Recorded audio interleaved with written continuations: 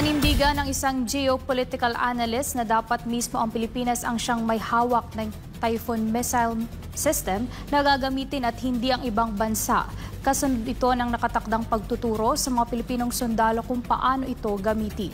Si Prince Tripoli sa report. Kung ang Typhoon missile system ay mga Pilipino ang hahawak, no? At Pilipino ang magde-decide kung ano ang targetin na kalaban, okay yan, under yan sa ating batas, no?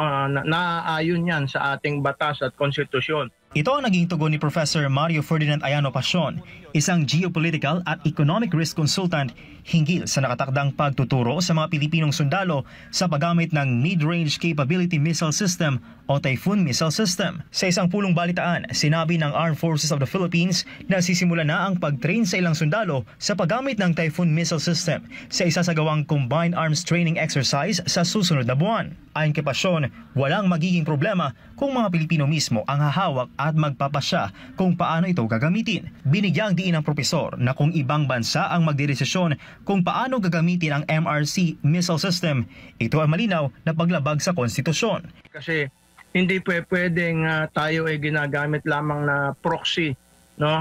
Halimbawa Pilipino nga yung nag-ooperate, pero ang magde-decide kung sino ang tatargetin, anong bansa yung tatargetin at kailan tatargetin, ibang bansa, hindi po yan naayon sa ating konstitusyon at sa ating mga batas. Bukod sa usapin ng seguridad, binanggit din ni Pasion ang negatibong epekto ng mga digmaan sa kabuhayan ng mga Pilipino. Hindi dapat umano inuubos ang dolyar ng mga overseas Filipino workers para bumili ng armas habang maraming Pilipino ang nagugutom at naghihirap. Sinasayang natin yung dolyares na kinikita ng mga OFWs, no, pambili ng armas. Samantalang nagugutom ang taong bayan ng ating agrikultura, bagsak.